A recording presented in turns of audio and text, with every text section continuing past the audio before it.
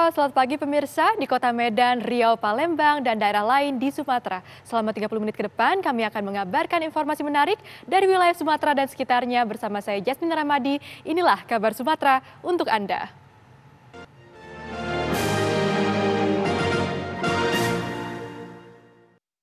Sebelum menyampaikan keterangan di persidangan ini sudah pernah mendapatkan berkas perkara berupa berita acara pemeriksaan dari saksi-saksi yang kami sampaikan, juga berita acara pemeriksaan terdakwa. Pernah ya? Pernah. Saudara ahli sudah pernah membacanya? Kalau BAP secara keseluruhan, karena itu ribuan halamannya, Ya. saya tidak membaca semua. Saya membaca keterangan saksi, keterangan ahli. Tapi sebagian besar saya membaca. Secara umum sudah dibaca. Baik. Secara umum dulu sebelum nanti masuk.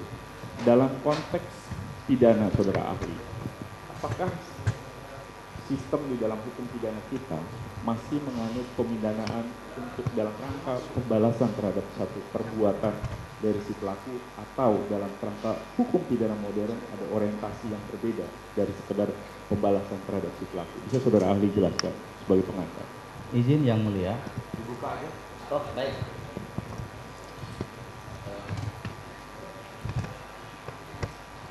Kalau mengacu kepada KUHP yang saat ini masih berlaku, meskipun bulan ini RU KUHP sudah disahkan, tapi kan dia baru berlaku 3 tahun kemudian. KUHP kita itu sebetulnya tidak murni aliran klasik, ya. Dia sebetulnya dalam segi-segi tertentu mengakui keberadaan aliran modern. Itulah kenapa kemudian banyak ahli yang mengatakan KUHP kita, meskipun dia adalah peninggalan Belanda dan dia sebetulnya juga adalah awalnya dari Prancis, kode penal Prancis saat Napoleon itu berkuasa, dia sebetulnya lebih cenderung ke neoklasik.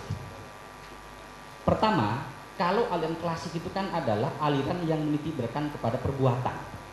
Itulah kenapa kemudian rumusan tindak pidananya adalah barang siapa. Barang siapa itu tidak penting siapa pelakunya, yang penting perbuatannya. Tetapi dalam perkembangannya, KUHP kita itu juga mengakui keberadaan pelakunya. Apa buktinya? Pasal 44 tentang kemampuan bertanggung jawab. Jadi kemampuan bertanggung jawab itu melekat kepada pelaku, bukan kepada perbuatan. Itulah kenapa kalau kita misalnya mau agak panjang menjelaskan, kemampuan bertanggung jawab itu nanti dikaitkan dengan rumusan tindak pidana yang dalam banyak hal itu mencantumkan unsur dengan sengaja. Artinya apa? Ketika rumusan delik itu mencantumkan unsur dengan sengaja, maka dia mutlak wajib dibuktikan oleh penuntut umum. Artinya apa? Kalau penuntut umum tidak mampu membuktikan kesengajaan yang ada pada diri pelaku saat melakukan kejahatan, maka terdakwa harus dibebaskan. Tetap harus diingat bahwa unsur dengan sengaja itu tidak selamanya dirumuskan di dalam rumusan pasal. Ada yang dirumuskan, ada yang tidak. Apa dasarnya? Itu tergantung dari sebetulnya pertimbangan legislator saat merumuskan pasal itu. Ada 2 pertimbangan paling tidak. Satu adalah ketika unsur dengan sengaja dimasukkan di dalam rumusan delik, itu nanti justru akan menyulitkan pembuktian. Maka kemudian unsur dengan sengaja yang tidak ditentukan di dalam rumusan delik itu namanya elemen, bukan bestandil. Jadi kalau elemen adalah unsur-unsur baik yang tertulis maupun yang tidak tertulis. Tetapi ketika unsur itu dituliskan di dalam rumusan pasal, maka dia nanti akan menjadi bestandil yang itu berkonsekuensi pada adanya kewajiban membuktikan. Nah, berikutnya yang mulia, yang kedua, kenapa kemudian unsur disengaja tidak selalu dimasukkan di dalam rumusan delik? Itu berkonsekuensi dengan pertimbangan bahwa unsur dengan sengaja itu dianggap terbukti dengan dilakukannya perbuatan yang dilarang sesuai dengan rumusan pasal. Misalnya begini, setiap orang yang merampas nyawa atau setiap orang yang dengan kekerasan, penggunaan dengan kekerasan itu pasti dilakukan secara sengaja, meskipun misalnya di dalam rumusan pasal itu unsur dengan sengaja tidak dicantumkan. Jadi KUHP kita sebetulnya menganut aliran neoklasik, walaupun lebih berat sebetulnya ke klasik, karena kemampuan bertanggung jawab itu kan hanya dikupas tidak terlalu banyak di pasal 44. Demikian yang mulia. Pasal 338 dan 340 yang menjadi dasar dakwaan dalam perkara ini. Kami tanyakan kepada saudara ahli, apa perbedaan antara konstruksi di dalam pembunuhan berencana dan apa bedanya dengan konstruksi pembunuhan biasa 338 atau dotslah? Silakan. Izin yang mulia, saya jelaskan yang persamaan dulu. Baik pasal 338 maupun pasal 340 itu sama-sama mencantumkan unsur dengan sengaja. Ahli mengatakan bahwa di dalam rumusan delik itu ada 4 kemungkinan frase yang dicantumkan oleh pembentuk undang-undang. Satu adalah dengan sengaja, yang kedua adalah diketahui, yang ketiga adalah dengan maksud, yang ketiga adalah dengan tujuan. Nah, keempat frase ini itu memiliki konsekuensi pembuktian. Ketika unsur dengan sengaja, ketika frase dengan sengaja yang digunakan, maka yang dimaksud dengan sengaja adalah meliputi 3 corak kesengajaan. Kesengajaan sebagai maksud level 1, kesengajaan sebagai kepastian, dan kesengajaan sebagai kemungkinan. Demikian juga kalau frase yang digunakan adalah diketahui. Jadi ahli sebetulnya lebih banyak yang berpendapat bahwa makna diketahui itu sama artinya dengan sengaja. Tapi ada juga yang dengan maksud. Dengan maksud dengan tujuan itu sama artinya. Artinya apa? Pembentuk undang-undang ketika memilih frase dengan maksud atau dengan tujuan di dalam urusan delik, maka yang dimaksud itu adalah dibatasi kepada kesengajaan level 1. Dolus manus, kesengajaan sebagai maksud. Artinya apa? Kesengajaan harus ditujukan tidak saja pada perbuatan, tapi juga pada timbulnya akibat. Dalam konteks pasal 338 dan pasal 340, pilihan frase yang digunakan adalah dengan sengaja. Maka kesengajaan di sini adalah meliputi 3 corak kesengajaan dan itu sifatnya adalah alternatif. Kesengajaan itu adalah elemen subjektif. Sementara perbuatannya adalah merampas nyawa. Izin yang mulia, di dalam rumusan delik itu ada kalanya legislator menggunakan pilihan kata yang umum. Tapi ada kalanya dia menggunakan pilihan kata yang sifatnya detail. Seperti misalnya pasal 3 Undang-Undang TPPU. Di situ ada sekitar 10 perbuatan yang masuk dalam konteks pencucian uang. Maka karena dia detail, maka hanya perbuatan itu saja yang wajib dibuktikan oleh jaksa. Tetapi kalau kemudian menggunakan frase yang umum, misalnya merampas nyawa orang lain, makna merampas di sini yang paling penting adalah 1, perbuatannya harus aktif. Artinya apa? Kita bicara tentang apa? Commission Act, delik komisi. Artinya apa? Melakukan perbuatan yang dilarang. Apa indikatornya? Kalau collection itu di dalam understanding criminal law dia mengatakan bodily movement, harus ada gerakan tubuh, membunuh, menembak, kemudian apa? Macam-macam lah itu kan. Jadi tidak penting apa bentuk perbuatannya. Jadi bebas dia. Yang penting perbuatannya adalah aktif. Artinya tidak mungkin ada pembunuhan sengaja, dotslah, atau misalnya pembunuhan secara rencana misalnya ya, murder, itu dilakukan karena pasif. Tidak mungkin. Nanti saya bisa jelaskan tentang asasnya. Nah, dari perbuatan itu kemudian menimbulkan matinya orang. Disinilah pentingnya adalah pembuktian hubungan kausal. Jadi matinya korban itu karena perbuatan pelaku. Jadi kalau kita bicara hubungan kausal, itu ada cara pandang. Ada cara pandang yang objektif, ada yang cara pandang yang subjektif. Kalau yang objektif, mencari hubungan antara timbulnya akibat dengan perbuatan sebagai sebab, objektif. Tapi kalau yang subjektif adalah setelah sebab itu diketahui karena perbuatan tertentu, maka dicari siapa yang melakukan perbuatan sebagai sebab itu. Jadi dia mengacu pada elemen subjektif tentang apa? Pelakunya. Nah, itu kemudian kedua pasal itu yang sama. Baik pasal 338 maupun pasal 340. Pemirsa, Kabar Sumatera akan kembali hadir dengan sejumlah kabar menarik lainnya. Tetap bersama kami.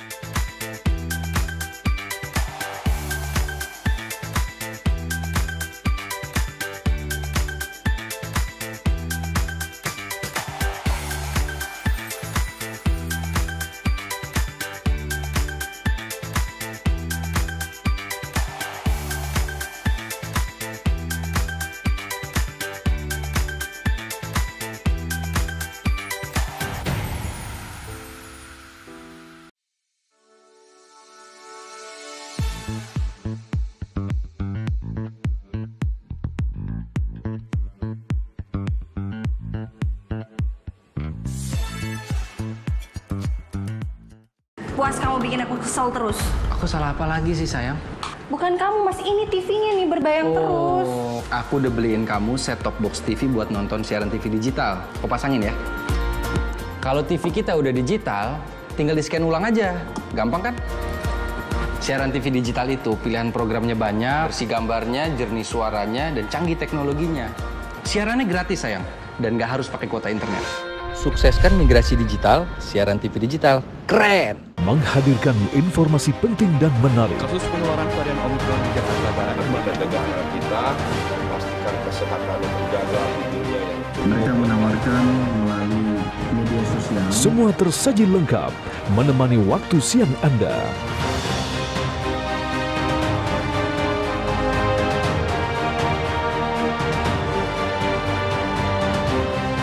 Saksikan Kabar Siang hanya di TV One.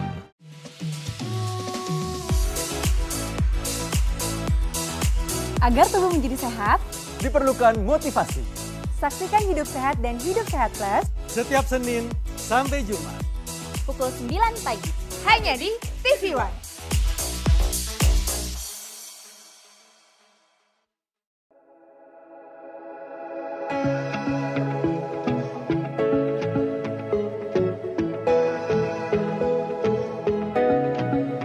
Aktual, faktual, dan lengkap adalah landasan sebuah berita menghasilkan perspektif secara tepat.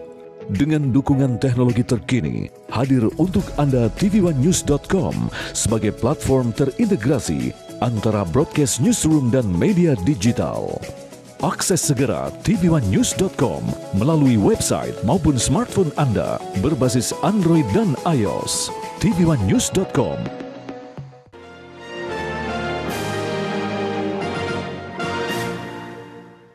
Kali jelaskan soal kriteria 340 pembunuhan berencana, kesengajaan yang sebelumnya dengan rencana, purbodah terat, katanya begitu kalau di buku. Nah, tadi disebutkan kriterianya adalah ada rencana yang disusun dalam keadaan tenang dan kemudian dilaksanakan dalam keadaan tenang juga. Kemudian ada jangka waktu yang cukup, walaupun itu sifatnya relatif.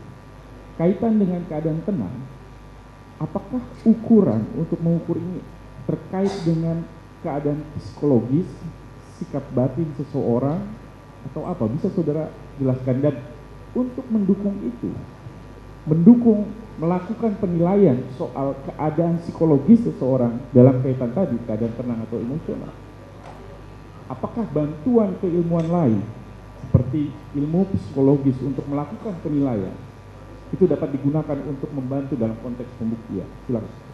Izin yang mulia, dalam pidana namanya circumstances.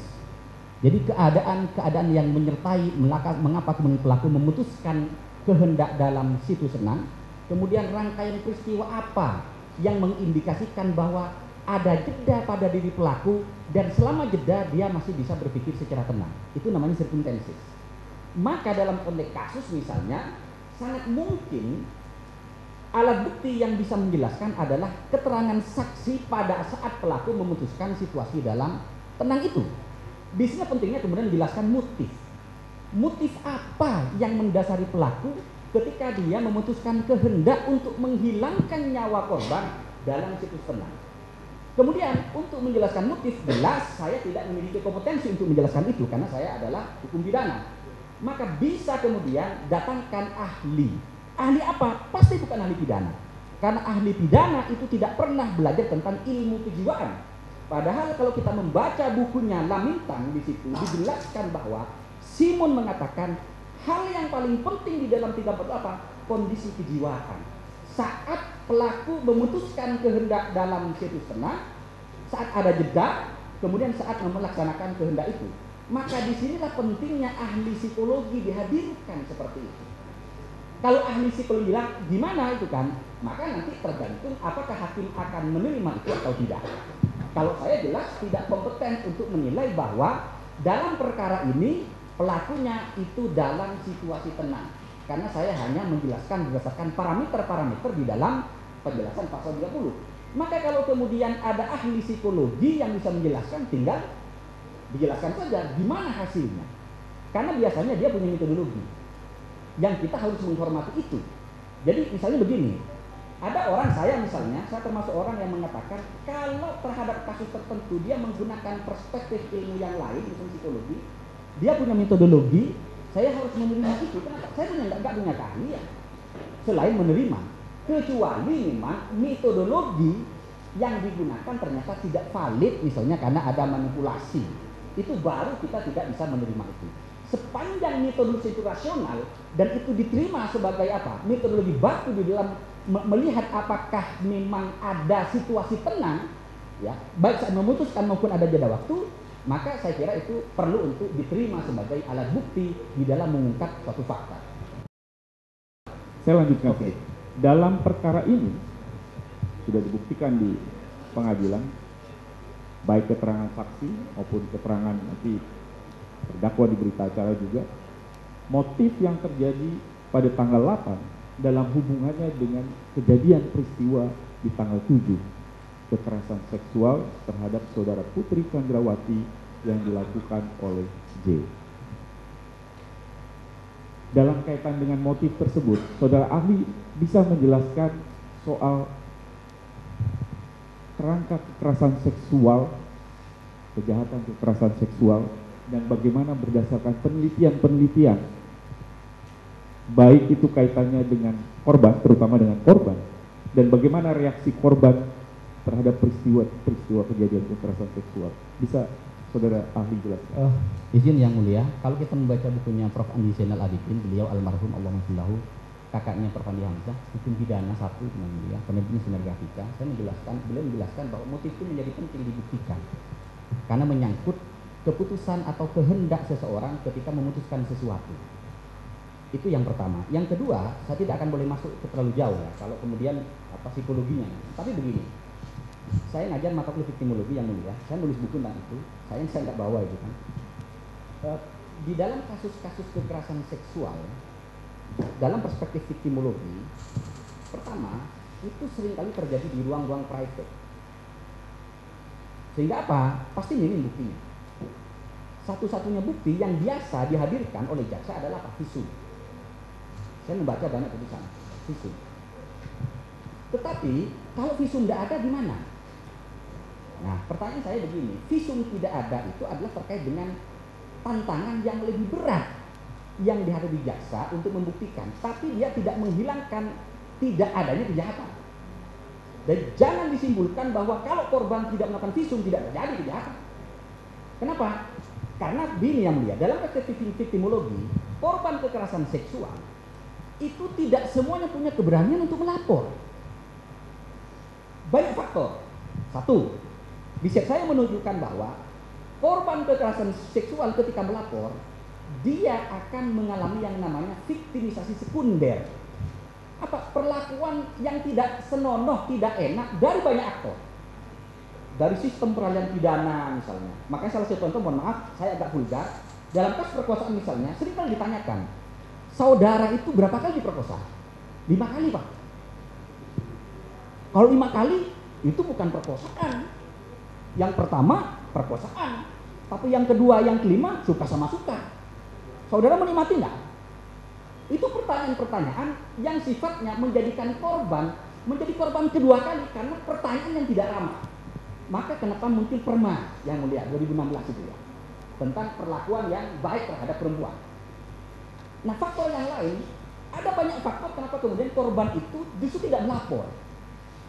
Faktor yang apa? Budaya patriarkal. Di negara-negara berkembang, riset saya menunjukkan bahwa budaya patriarkal, bahwa yang berkuasa laki-laki, perempuan itu selalu menjadi nomor 2. Makanya kasus yang di Jawa Timur, ketika ada seorang bapak ya memperkosa anaknya sampai anaknya melahirkan, ketika terungkap di persidangan, itu salah satu alasan mengapa dia tidak berani melapor, karena keluarganya yang melarang melapor. Kenapa? Dianggap itu adalah aib. Ini kajian victimologi. Jadi apa artinya?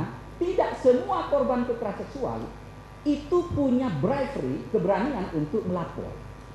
Artinya apa? Betul bahwa kalau tidak ada visum itu kemudian menyulitkan pembuktian, menyulitkan, tapi tidak menyatakan bahwa kejahatan tidak terjadi. Kenapa? Karena banyak sekali alat bukti yang bisa dihadirkan. Apa? Psikologi bisa menjelaskan itu. Apa contohnya? Orang yang diperkosa itu pasti mengalami trauma. Nggak ada itu orang setelah diperkosa dia ketawa-ketawa, nggak ada itu. Maka gimana cara membuktikan? Hadirkan ahli psikologi untuk menjelaskan itu. Saya tidak punya kompeten untuk itu. Pemirsa, kami akan kembali hadir dengan sejumlah kabar menarik lainnya usai jeda.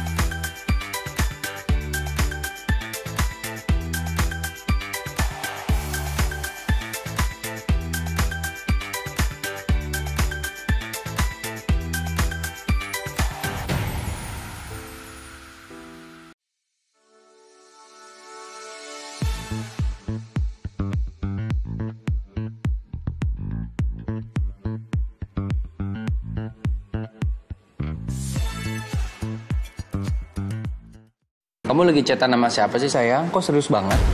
Aku lagi nonton sinetron mas di TV streaming. Habis aku males nonton di TV kita, gambarnya banyak semua. Sayang, sekarang kan siaran TV udah digital. Tinggal dipasangin set-top box-nya, langsung nyala. Ih, keren banget mas. Aku pindah nonton di TV aja. Lebih enak nonton di TV kan daripada di handphone, nanti sakit matanya. Udah gitu siaran TV digital ini banyak banget pilihan programnya. Bersih gambarnya, jernih suaranya, canggih teknologinya. Siarannya gratis dan nggak pakai kuota internet. Sukseskan migrasi digital, siaran TV digital. Keren! Menghadirkan informasi penting dan menarik. Kasus penularan varian Omikron di Jakarta Barat. Lembaga negara kita memastikan kesehatan dan menjaga dunia yang Mereka menawarkan melalui media sosial. Semua tersaji lengkap menemani waktu siang Anda.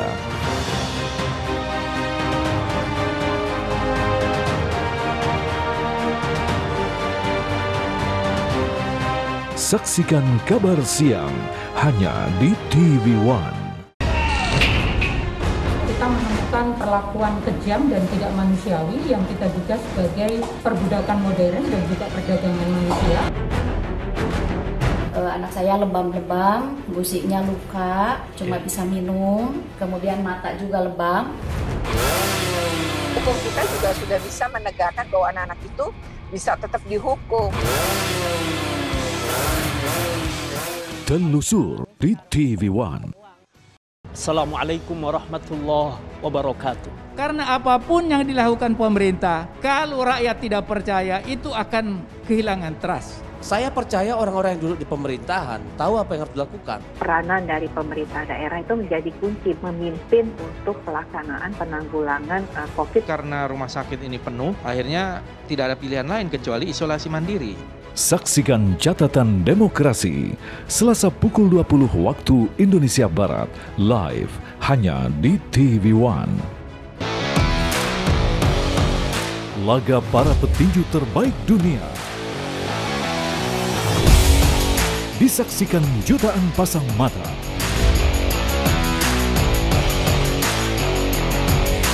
Menyajikan kelas pertandingan yang berbeda.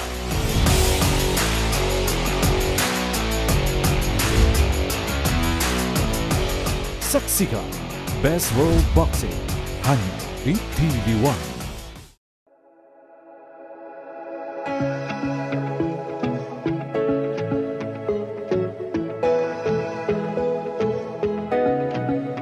Aktual, faktual, dan lengkap adalah landasan sebuah berita menghasilkan perspektif secara tepat.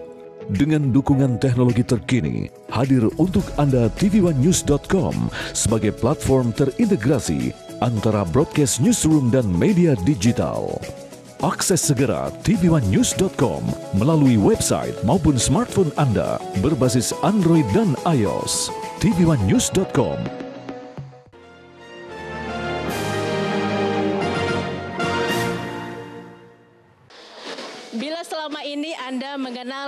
pizza dengan topping daging, ayam, ataupun jamur, maka pizza yang satu ini menggunakan bahan dasar yang unik atau berbeda, yaitu pizza andaliman. Nah, pizza ini hanya bisa Anda jumpai di kota Balige, Sumatera Utara.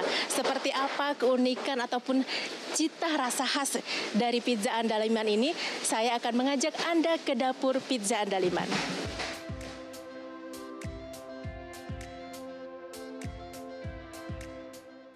Restoran Pizza Andaliman berdiri sejak 2015 di kota Balige, Sumatera Utara.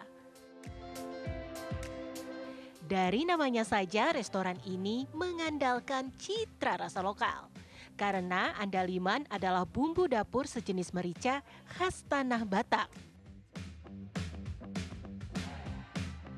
Inilah kalau biji andaliman ini langsung yang dipetik dari pohonnya. Jadi kalau orang Batak itu biasa buat sambal, hanya ini dengan cabai pun, Mbak misalnya makan apapun, ditambah perasan, hanya ini saja luar biasa, perasan jeruk, apapun. Tapi sambal mentah, cabai rawit dengan ini sudah enak. Nah, ini di kulitnya, ada teman saya yang memang meneliti ini dari TB, bahwa dia ada di kandungan yang seperti atsiri yang membuat, mungkin ini juga salah satu membuat orang Batak sangat pemberani. Jadi di kulitnya itu membuat seperti ada energi yang membuat kita ya. Saya sampai bilang ini andaliman ini andalkan iman. Jadi orang Batak mungkin salah satu yang membuat orang Batak itu berani-berani mungkin. Nah, ini kita buat di toppingnya ini. Dikit ya, ditaruh di topping sebagai pewangi, nanti kerasa walaupun dia sedikit tapi akan cukup terasa ya. Tak hanya itu, andaliman konten lokal lainnya juga ada di topping pizza yang tidak mungkin ditemukan di pizza yang aslinya adalah kuliner Italia.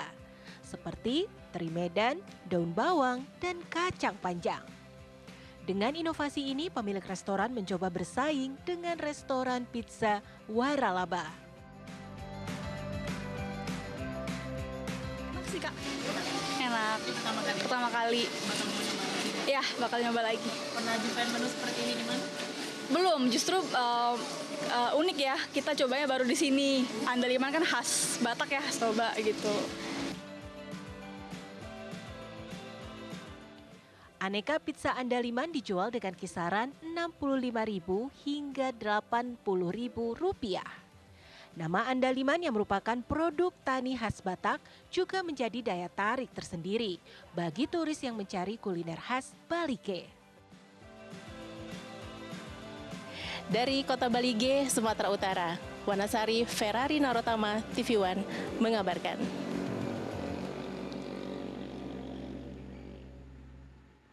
Demikian kabar Sumatera hari ini pemirsa, saya Jasmine Rahmadi mewakili kru yang bertugas, pamit undur diri, terima kasih dan sampai jumpa.